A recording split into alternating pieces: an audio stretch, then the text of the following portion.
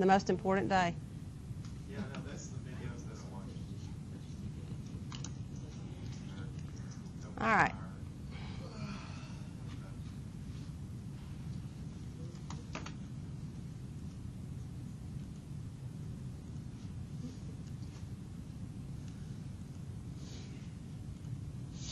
Is it recording? Hello? Yep, it is. All right, I think.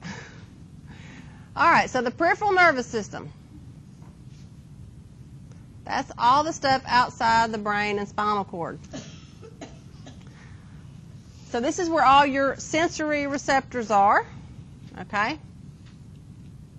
And your motor ending. So anything that's bringing information in, okay, that's part of your peripheral nervous system. And we're going to talk about the different types of receptors, all the different ways you can perceive your environment or your external environment and your internal environment. All right, remember I told you to memorize that one figure because everything's on that chart for you. Everything's divided. So here's your central nervous system. Here's your peripheral. We divide it into two more divisions. The afferent or sensory division, that's bringing information to the brain, or the efferent or motor division, which brings the response back out. That response is either somatic, like skeletal muscle, voluntary, or involuntary.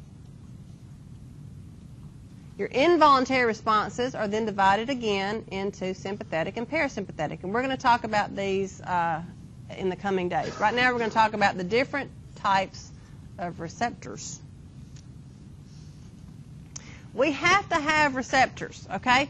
These are just specialized tissues, nervous tissues, that respond to changes in their environment. So some kind of stimulus. This change that evokes a stimulus basically creates an action potential, okay, that sends that stimulus back to the brain. When we have these receptors, that gives us a sensation. We're able to be aware of the stimulus. Then we perceive what it is, we know what it is, we interpret what it is, and then we will send the appropriate response back out. So knowing what the stimulus is and interpreting what it means, all that occurs in the brain. Okay, you have the receptors out on the external or inside your organs. They generate that action potential, send it to the brain. The brain interprets what that means and decides what we need to do about it. When we talk about receptors, there's various types. And it depends on what stimulates them. We classify them based on the type of stimulus. There are mechanoreceptors, which means it's some kind of mechanical stimulus, like touch, pressure, vibration, stretch, itch. A physical, mechanical something causes these to respond. Okay, we have touch receptors in our hands. We have pressure receptors. Think about those proscenium, those deep pressure receptors in our skin. I'm sitting right now. I'm putting a lot of pressure on my sit bones. Okay, I'm having those pressure receptors are being stimulated right now. You have stretch receptors. When you stretch too far and it starts to have pain in a muscle, you realize you've gone too far. It gives you a warning signal. You don't want to rip the muscle. Makes you not stretch so far. Vessels have receptors. They stretch in response to higher blood pressures, higher blood volumes, things like that. What about hearing? Is that the other vibration? Like clear feed? Yeah, we'll get there. It's a specialized receptor. We have thermoreceptors, and they are receptive to temperature, like a thermometer, so temperature. Photoreceptors, they respond to light. Chemoreceptors respond to chemicals. I mean, I guess you might say the hearing is mechanical. I never think of it as a mechanoreceptor. You're making me think. I don't ever think of it that way. Yeah, I know, but I don't think that's not the receptor. I don't think of it that way. I'll have to look that up. I don't know if you've technically called a mechanoreceptor or not. You're going to make me a list of all the stuff I got to check out for you, Jesse. All right. So we have chemoreceptors. Responds to chemicals like smell. That's a chemoreceptor. Taste is a chemoreceptor. The chemicals in food cause these receptors to fire. And changes in blood chemistry, like pH. And then you have what are called nociceptors, and those are responding to pain, either hot, something really hot, something really cold, excessive pressure, or inflammatory chemicals, a burning sensation. You know, you put something caustic on your skin and it burns, it causes you to have pain. You can talk about receptors based on their location. Either they're responding to something outside the body, like exteroreceptors or exteroceptors, touch, pressure, pain, temperature. Interoceptors, responding to changes inside the body, the organs or the blood vessels. Again, things like pH, stretching a tissue, temperature, because you have temperature, your body changes temperature. This is a response to outside temperature. This is a response to inside temperature. Inside the body, not the house. Internal, how about that? And proprioceptors. Proprioceptors allow you to know where you are. Think about balance. If you close your eyes and I flip you upside down, you know you're upside down, okay? You have that feeling. You're able to respond and know that you're actually upside down. So if you close your eyes and I spin you around, you know you're moving, you know you're spinning. If I flip you upside down, you'll know you're upside down. Your body can know that. We're in the water? I know I'm upside down in the water. So you took a couple flips underwater and had your eyes closed? Mm-hmm. Just went down, just as easy as swim up. I don't. I know where I am all the time. You should. I know what he's talking about. You get disoriented if you do it enough. Yeah, if you can get disoriented. We're going to talk about that with equilibrium. You can throw your receptor. That's what a roller coaster is. It will throw you off. If you do something, if you have enough momentum, you can throw, but you still know, where you. Yeah, I know what you're saying. You're in a dark creek. Yeah, okay. Eventually, if you flip once, you know where you are. If you keep flipping, you get disoriented. We're going to talk about that with equilibrium. You can get disoriented because that's a whole different story. But that's not what we are yet, so we're not there yet. Generally speaking, you know where you are, okay? Unless you do a bunch of flips. Just check that out. All right, we have special receptors. I'm about to delete this video and start over. I'm going to record tomorrow's. I'm deleting this one. All right, complex receptors. These are the things that take a lot of things into to account, like equilibrium. Just having your proprioceptors, okay, that just tells you, if you're spinning or moving or going upside down. In order to interpret all that, you have to kind of add, add responses, receptors from different parts of the body. Equilibrium kind of puts all of this together when you're talking about being dizzy and knowing where you are. Vision is a very complex type of receptor. We're able to see in bright light, dark light, very little light. We can see color. We can see gradations of color. We can see, we can have depth perception. We don't live in a flat world. We're able to know things are far and close. We can hear. Not only can we hear a sound, but we can locate where that sound is. We have perception. Depth perception is said to be because you have two eyeballs, but if you only have one, you can no longer tell it as easily. Correct. Is that right? Yeah, but I'm just talking about there's these complex. We're talking about the receptors, not actually talking about vision yet. We're getting there. They're complex. You have different types of receptors in your eye. You have some for color and some for black-white, okay? And that's how you can see in low light and high light and things like that. By having two eyes, you can see depth perception. But the receptor type allows you to have different types of vision, color versus black-white, low light versus high light. Hearing. We have complex receptors that allow you to hear different amounts of sound. You can hear something very, very quietly, something very, very loud. Equilibrium. Smell, very, very complex. You can smell a wide range of different types of smells. Same thing with taste, a wide range of different sour, sweet, bitter, things like that. These are very complex. There are a lot of things going on. When we talk about the eye, you'll see it's a very complex organ, lots of different things going on. The ear is a very complex organ. The nose, the tongue, the taste bud receptors are very complex. We have simple receptors. There's not much to them. They're basically just a specialized nerve ending. Think about the skin model that we had. And we had those receptors, those Meissner's corpuscles and those Pacinian corpuscles. Those are just specialized nerve endings. There's really nothing fancy about them. They're just kind of modified nerve endings that respond to a mechanical event. The receptors here are much more complex. And we're going to talk about how complex they are and what it takes. If you've watched the videos yet, something that comes up in common with a lot of the complex receptors is the presence of cilia, a little hair. Something's got to be, that little cilia's got to be moved or bent or stimulated. So you'll see that when you talk about a complex receptor. You don't have that in these simple receptors.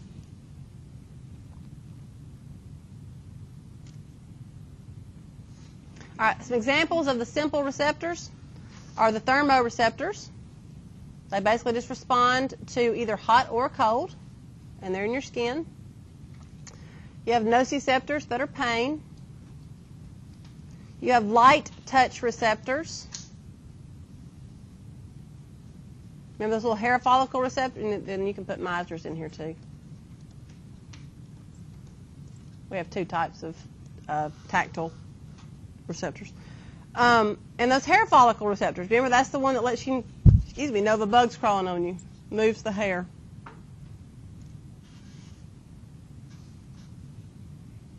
Let me scratch that. Don't put Meissner's there. I'll put it on the next slide. All right.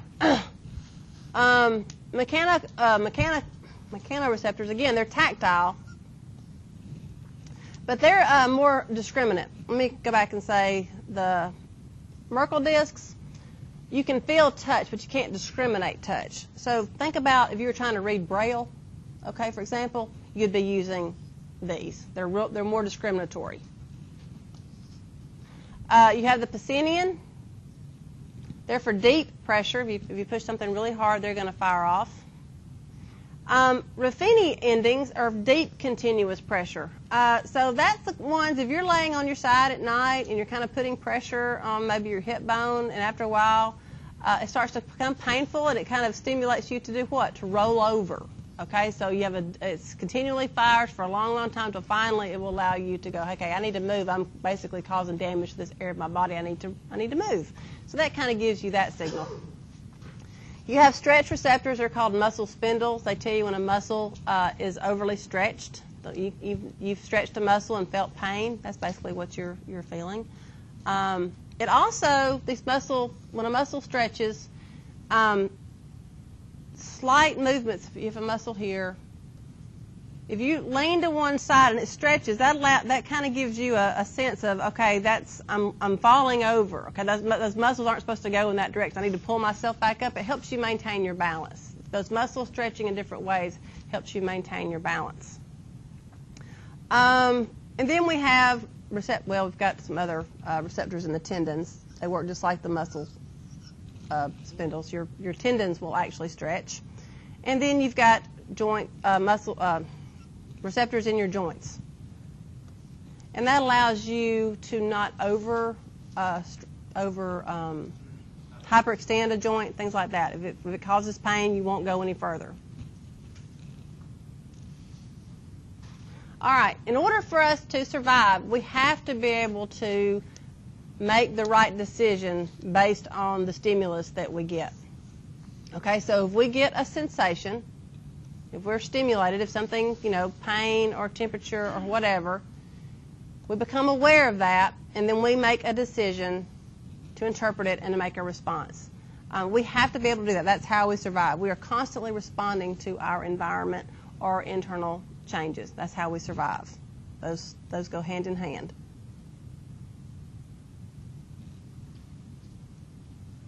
All right, I'm going to skip this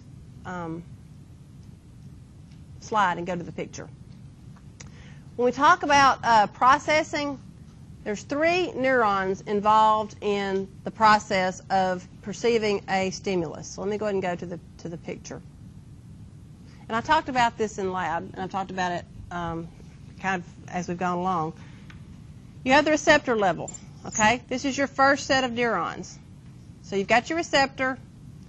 It's stimulated. Here's a stretch fiber in a muscle. Here's a stretch fiber in a joint. Here's a pressure, maybe a nerve ending or something in your skin. They're being stimulated, and that's going to send the signal, the first neuron, up to about this point, okay, in the reticular formation. Then you're going to get your second, your circuit level. This is your second set of neurons. Your second set of neurons take the information up to the thalamus. Remember I told you your thalamus was the sorting center? So it sorts the input and then sends it to the appropriate part of the brain. So the third order, the third set of neurons, takes it into the cerebrum, and that's where you perceive it. Okay? So if the information got to here and nothing happened, then would you know anything happened? No, because you don't perceive it. Okay? So when you have brain damage in this area, they can poke you with a pin, okay, in your toe. They're looking for you to have any kind of response, and you're not getting anything, okay. Either there's been damage in the spinal cord, okay, so the signal's not going up. But if they've established that your spinal cord's fine, that pathway's fine, okay, then the damage could be here. Or if you have an obvious baseball bat blow to the head, okay, and we know there's damage here, then this is what's going on. You feel the pain, but you don't perceive it. So if you don't perceive it, do you feel it? No. So you don't send a response back. You don't pull your toe away when they stick you with a pin. So that's what they're looking for. When they test those reflexes, or they test to see if you respond to pain, they're trying to find out where in the cascade or where in this pathway the damage has been done. And sometimes it's pretty obvious. You've had a back injury or a blunt force trauma to the spinal cord. They know it's in the spinal cord. Or you've had a severing or some kind of injury. Or you've had a stroke. They've looked at an MRI and they've seen a stroke, that's basically killed off part of the brain. Or maybe the stroke's been here. So they can look and see what part of the pathway has been damaged. Depending on what part of the pathway it is, they can give you a really good idea of possibly your recovery. Is this something that can come back or can it not? If it's in the spinal cord, there's damage there, it's not coming back.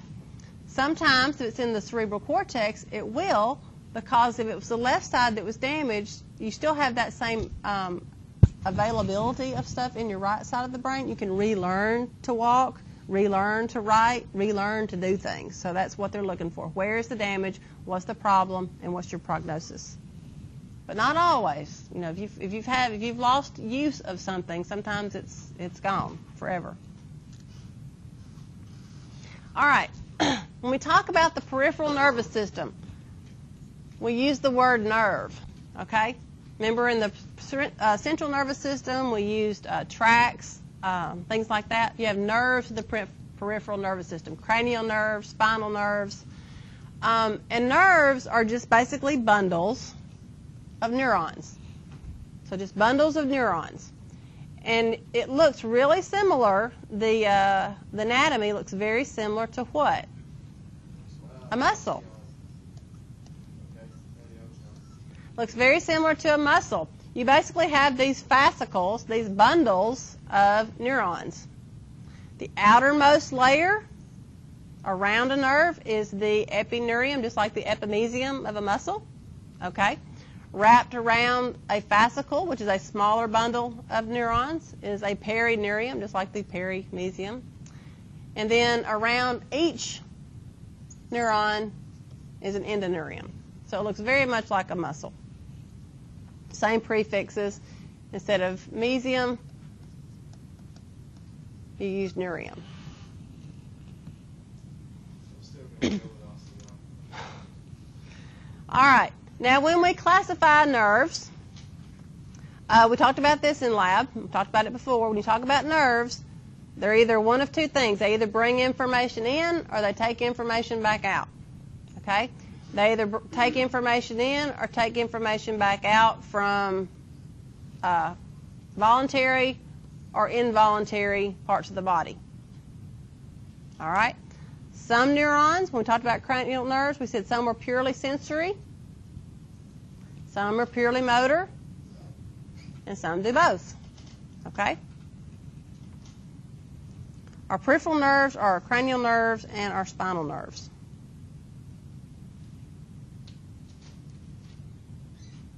All right, let's go to this next picture. Our cranial nerves. I told you in lab that you didn't have to be able to identify on the models, but number 1 and number 2. The rest of them you don't have to do for lab, but they will be on your lecture test. So let's talk about the different cranial nerves. There's 12 pair, so that means there's 24 cranial nerves. Some are sensory, some are motor, some are both. And each cranial nerve has a number, a Roman numeral, 1 through 12, and a name. This is a mnemonic. If you need help remembering the names and you do mnemonics, this one may help you. The first letter of each word is a different cranial nerve. I don't do mnemonics, but some people do. So if that helps you, then you're welcome to use that. What does that even mean? Yeah, I don't know. I do it on Old Olympus Towering Tops of Finn and German Views and Hops. That's the one I learned. On Old Olympus Towering Tops of Finn and German Views and Hops. That's the one I learned when I was in college. But nobody does that one anymore. I don't know why. I guess because you can't talk about alcohol in college. I don't know. And hops is part of beer. All right. So this is the cranial nerves. We talked about how they're numbered. Number 1 is the most superior. That's your olfactory. Number 2 is the next one down, optic. Number 3 is the next one down, oculomotor. And you just name them 4, 5, 6. As you come all the way down, and then where's 12? As you come all the way down, you name them.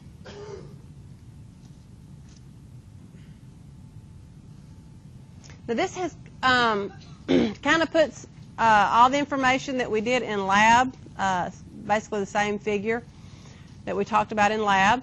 It gives you the number, the name. Does it have a sensory component? Does it have a motor component? All right? And we'll talk about this part later. That means parasympathetic. What it doesn't have is the test, the function in the test. Okay, so that's why I did that in lab for you. I talked about what it does and how to test for it. Number 1's olfactory. It is a sensory nerve. Number 2, optic. It's a sensory nerve. Number 3, oculomotor. It's a motor. So in lab, I had you write S or M. Trochlear is a motor. Trigeminal is both. It does both things. Abductions, motor. Facial, both. Vestibular, cochlear, sensory. Glossopharyngeal, both. Vagus, both. Accessory, motor, and hypoglossal motor. So that's what we did in lab. Same thing.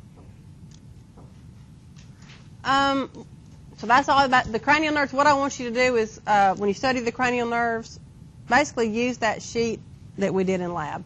What I want you to know for the exam is basically that worksheet that we did in lab. The name of it, the number of it, is it sensory, is it motor, is it both? A brief description of its function, the one I told you in lab, because a lot of them do more than that, but just that brief thing I told you in lab, and then how you would test for it. So that's what you need to know for the exam, is that worksheet. Spinal nerves. Talked about this in lab.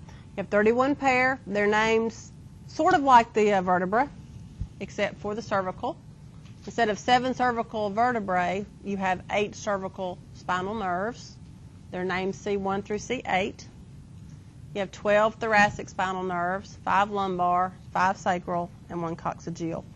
Again, in lab, I will ask you to, if I have the spine, I'll say name this group of spinal nerves. If it's in the rib cage, you'll know it's a thoracic.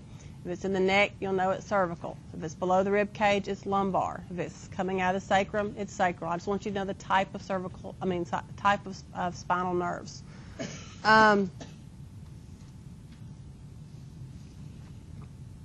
when we talk about the spinal nerves, basically what you need to know on the spinal nerves is they go out to different parts of the body. And we're not going to learn at this point, you know, C1 goes out to a particular part of the body, or which particular part. What I want you to know that it does. You don't have to memorize where C1 goes or where C2 goes or where T1 goes, but I do want you to know that they go out to different parts of the body, anatomical parts of the body, so that if you're having some kind of a pain or a problem in a particular part of the body, you can trace that back to possibly a particular cervical or spinal nerve.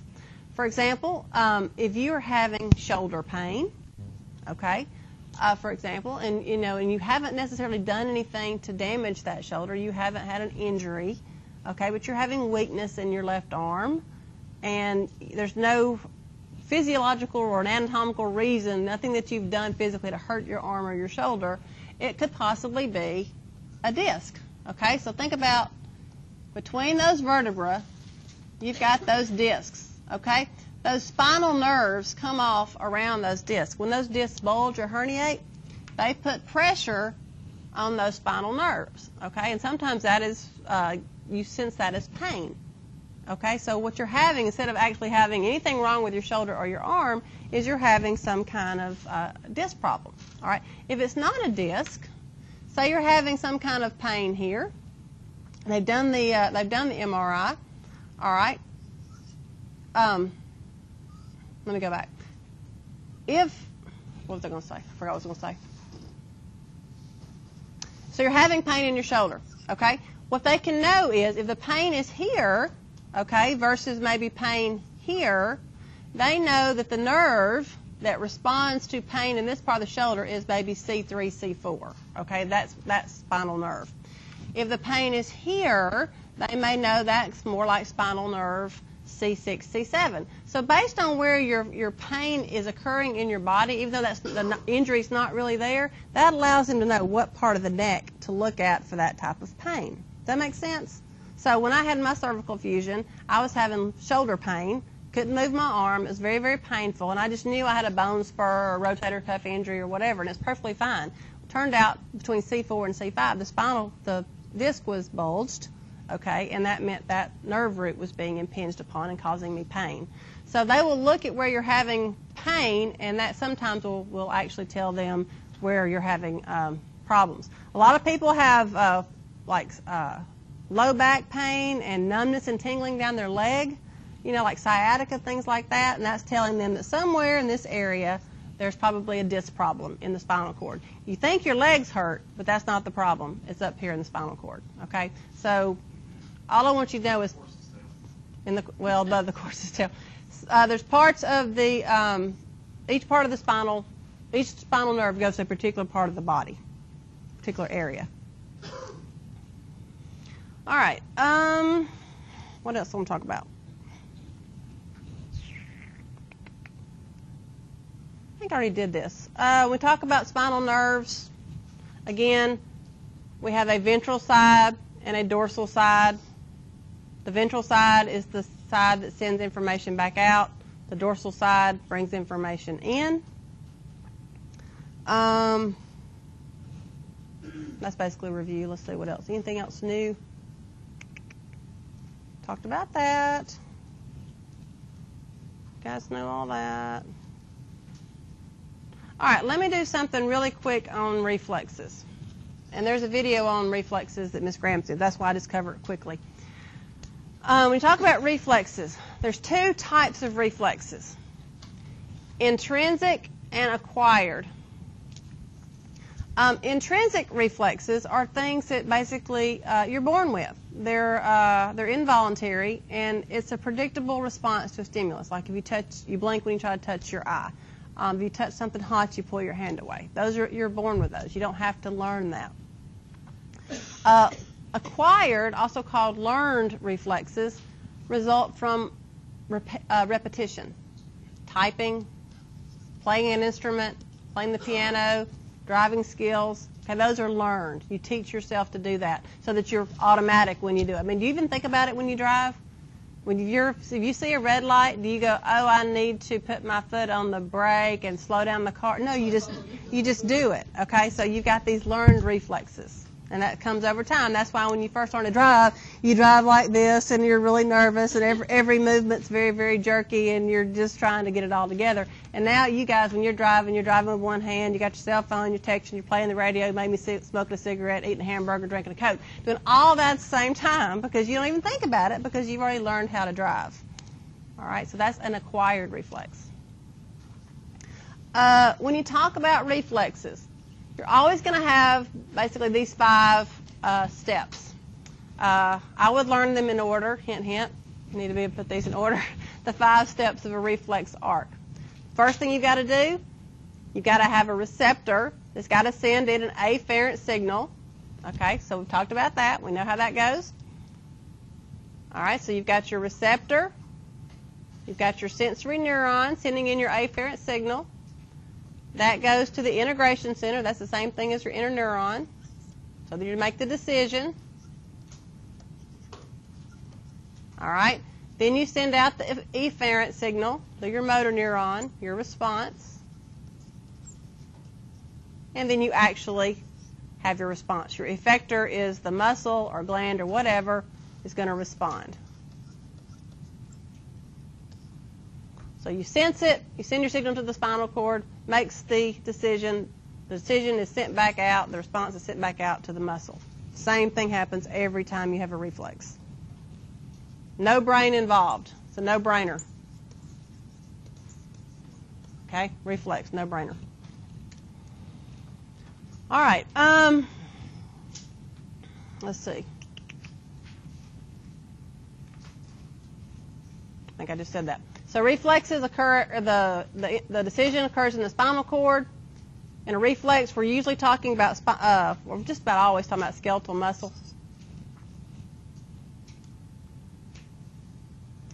Here's basically a figure in your book. It's figure 1317. It kind of shows you how a reflex works. Here is the stimulus. It's the knee jerk. Okay, the knee jerk reflex. This is one that they do to see if your reflexes are intact. And it's an example of a stretch reflex. You're basically using the stretch receptors inside the muscle. When you tap the patella, okay, the kneecap, there's basically a ligament here, and when that bone, when the patella is hit, it causes that muscle, that ligament and tendon to stretch, and that stretches on the muscle, which then causes the muscle to respond. That sends that signal to the spinal cord. Okay, so that afferent impulse goes to the spinal cord. All right, got your decision, and it sends out a response. It sends out a activating impulse to the quadriceps and an inhibitory response to the hamstring, okay, and you jerk your knee. And that's all done in the spinal cord. The brain has nothing to do with it. So what does blood pressure have to do? Because when I had preeclampsia, they would check my reflexes, and that's why they gave me like 100 Is that like with blood pressure, reflexes? When your reflexes can slow down due to changes in blood pressure and blood flow, because you're changing how your oxygen perfusion is going. Neurons need what? Oxygen. So I'm not sure if they were checking it when your blood pressure was low or when it was high. Yeah. So they will check your reflexes. I've never had preeclampsia. I don't know a whole lot about it. I know it's high blood pressure when you're pregnant, but I don't know the physiological reason for why it would change your reflexes, though. There's another kind of neat one. I'm just going to, it's in the video. It's by Miss Graham. It's called the cross extensor reflex. And so when we think about reflexes, we always think about usually the knee jerk reaction. But there's some things that we do. It's called automatically. It's called the cross extensor reflex. And so this one's kind of neat. If something's happening on one side of the body, it causes the other side of the body to do the exact opposite.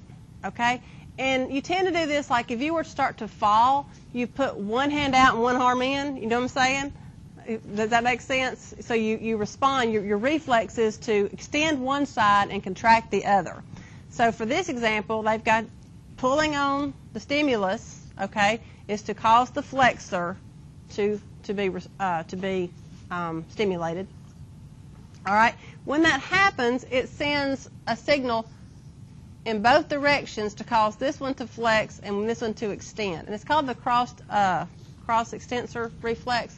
Just know about it. It's a way that we usually respond in order to maintain balance. Okay? That's usually the way we maintain our balance. Because if you've ever tripped and fell, you may not have realized that what you did is you kind of did like that. You pulled one side in and pushed one side out. And so it's one of the ways we maintain our balance. And she goes into a little bit more detail in the video, but it's just kind of a cool thing to know. Just know that one side is flexed and one side is extended. Do the opposite thing. All right, let's see what else I got. Last thing are the superficial reflexes.